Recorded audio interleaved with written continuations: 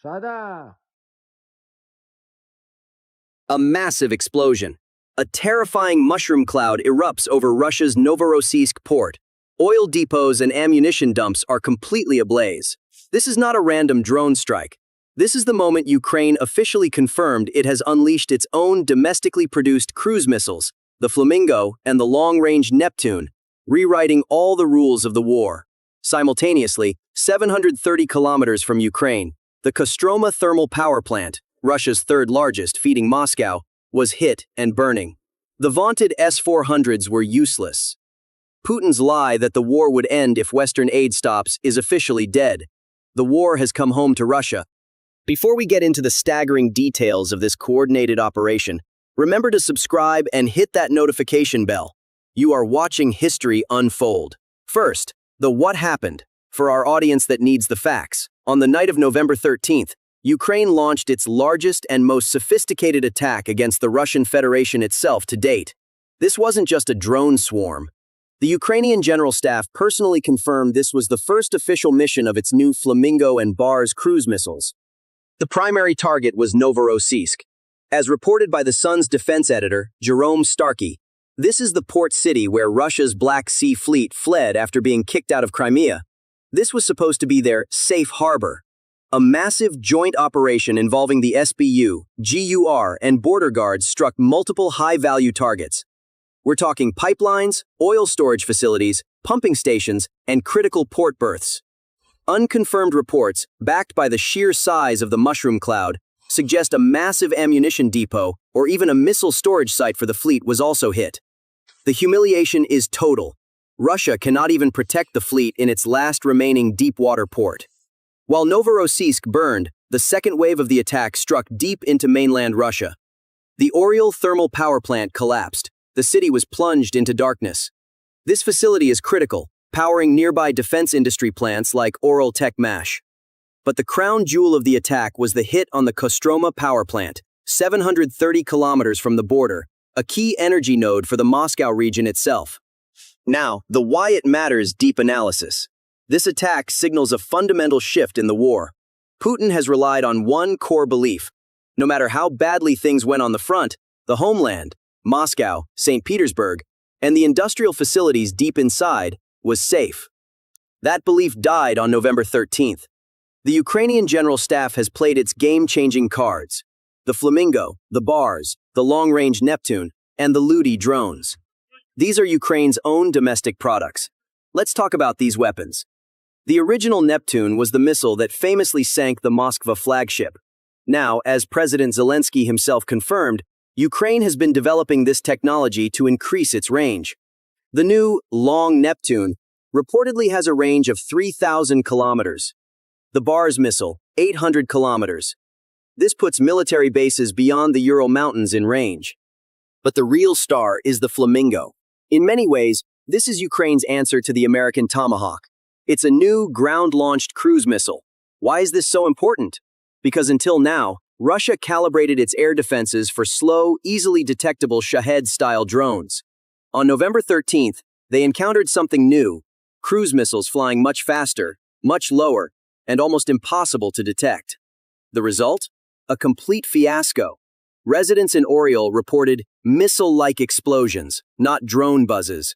The fiery debris that rained down on apartment buildings and parking lots proves the Russian air defenses were completely overwhelmed. They couldn't stop the Flamingos, perhaps only managing to hit them at the last second, after they had already reached their targets right above the city. This creates an impossible dilemma for Putin. What will he do now? Will he pull his limited S-400s from the front line to protect the Kostroma power plant 730 kilometers deep, or the Volgograd refinery, or his own palace in Moscow? He cannot protect them all. And if you want to measure the strength of a regime, look at what it tells its people in a crisis. As the Oryol power plant burned, millions of Russians faced war for the first time. The power went out, windows shook, and fire rained from the sky. The panicked public was at a loss. So what did Oryol Governor Andrei Klitschkov, appointed by Putin, do? This is a tragicomic confession that sums up 25 years of Putin's strong Russia. He told the public, "If you are at home, hide in rooms with solid walls and no windows. In the hallway, the bathroom, the closet. This is a Russian governor in 2025 telling millions of people to hide in a closet because the state has no functional civil defense. While spending billions on propaganda about an invincible army, Putin's regime forgot to build a single usable bomb shelter for its own people. That arrogance is now trapped in a bathroom cabinet in Oryol. The reaction from the propaganda machine was pure desperation. Putin's chief propagandist, Vladimir Solovyov, had a meltdown on live TV, demanding the total annihilation of Ukrainian cities. Dnipro must be destroyed. The Kyiv dam must be destroyed. Kharkiv, Mykolaiv, Odessa, wiped off the face of the earth. This is a cry of helplessness. It's an admission. We can't protect our cities, so let's destroy theirs. This schizophrenia defines the regime. A governor tells people to hide in closets. A propagandist demands nuclear Armageddon with Poseidon torpedoes. And on the same day, another segment shows a humanoid robot falling over on stage, humiliating a tech CEO. This is not power. It's a complete loss of control. And let's be clear about the targets. While Russia's reply to this attack was to launch 450 missiles and drones at civilian tower blocks in Kyiv, Ukraine's operation was a surgical decapitation strike. The Ukrainian General Staff's target list wasn't civilian. In Crimea, they hit the Morskoy oil terminal, cutting fuel to the front, the Kurovsky airport, a Shahed drone base, and an advanced air defense radar station in Yevpatoria. They didn't just attack, they blinded the Russian army. In Zaporizhzhia, they hit the brain. The 5th Combined Arms Army Forward Command Post was struck. The 127th Motorized Rifle Division Forward Command Post was hit. This means Russian generals and colonels were targeted. This means Putin's command echelon was introduced to Flamingo's bunker-busting warheads. This is the strategic genius. Putin launched 138 drones. Ukraine responded by destroying the source of those drones in Donetsk and Oryol, the commanders directing them in Zaporizhzhia, and the fuel for the entire southern front in Novorossiysk and Crimea. This attack pushes a giant that is already teetering. Why? Because Russia is collapsing from within. As the BBC and other analysts have noted, Russia's civilian economy is in a death spiral. 7,000 Russian logistics companies are on the brink of bankruptcy. 1 in 4 companies are defaulting on their debt. This is the strain of sanctions and the cost of the war. Bloomberg reports 500 million barrels of Russian oil are stranded at sea, unable to be processed by refineries hit by Ukrainian drones. But the most dangerous threat to Putin isn't the Flamingo missile. It's the betrayal of his own people. The war has so impoverished and corrupted the population that Russian citizens are now sabotaging their own country for cash. In the last 24 hours, a woman in Leningrad set fire to electrical panels on the railway on the instructions of telephone scammers. Thousands of kilometers away in Irkutsk, another woman set fire to a transformer cabin and a gas station. 38 homes lost power. The reason? The promise of a few rubles. This is a systemic collapse. Putin's patriotism is worth less than an empty stomach. What defense can you build against the betrayal of your own people? But the rot goes even deeper. Russia doesn't just lack loyalty, it lacks people. Ukrainian GUR military intelligence has warned that North Korea is preparing to send 12,000 workers to Russia to staff a new mega factory for Shahed drones. This isn't about allied support. It's an admission that Russia has such an acute manpower shortage that it cannot even staff its own critical war factories. This is a regime importing slave labor to build its weapons, while 7,000 of its own logistics companies go bankrupt. However, this war is not without its own internal perils for Ukraine. While Kyiv celebrates the triumph of its new missiles, a storm is brewing at home. The Sun, along with other outlets, has highlighted a deeply concerning corruption scandal. Aides and friends close to President Zelensky have been dragged into a $100 million money laundering investigation involving, of all things, energy infrastructure repairs and arms manufacturers. The company Firepoint, the very manufacturer of the celebrated Flamingo missile, has been named in this scandal. This is a critical risk. Corruption has been Ukraine's greatest vulnerability for decades. While the war effort has forged a new nation, the old ways of leakage and graft are inevitable when billions in aid are being pumped into the system. This scandal is a serious concern. as it threatens to undermine the appetite for support among Ukraine's most reliable allies. It's a reminder that Ukraine is fighting two wars, one against Russia and one against its own past.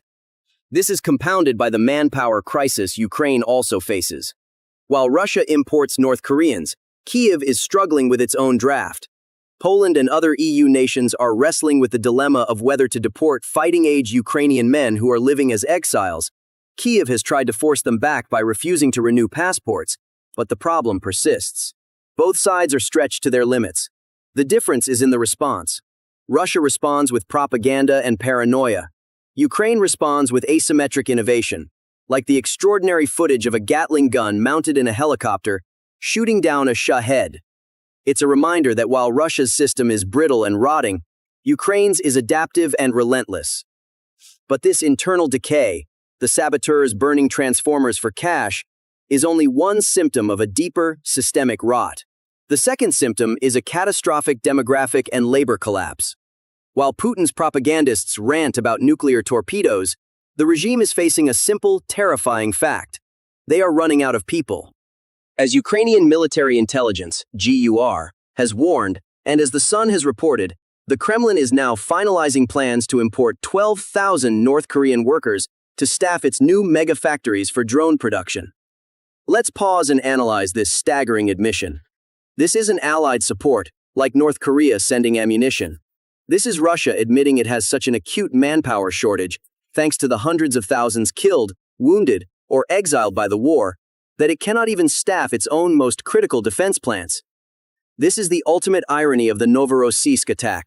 While Russia's friends in Beijing watch its last safe naval base burn, its other ally in Pyongyang is being asked to send slave labor to build the weapons Russia can no longer build itself. This perfectly complements the internal economic data. As the BBC's Russian service has noted, over 7,000 Russian logistics and transport companies are facing bankruptcy.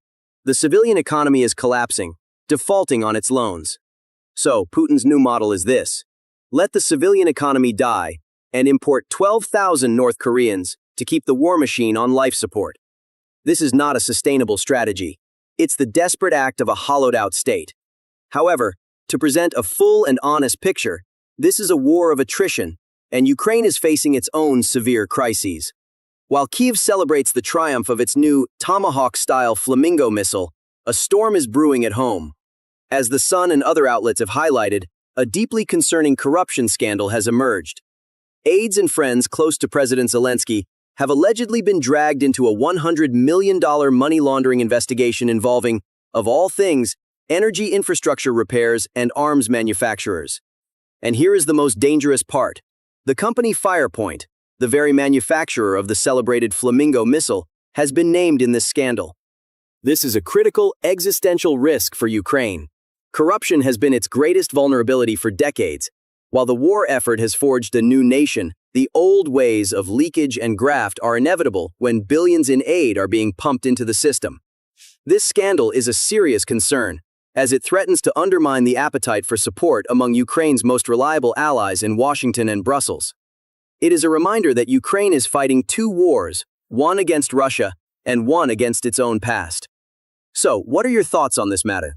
Please share your thoughts in the comments. To stay updated on new videos, please subscribe to our channel and don't forget to turn on notifications. Thank you for choosing us.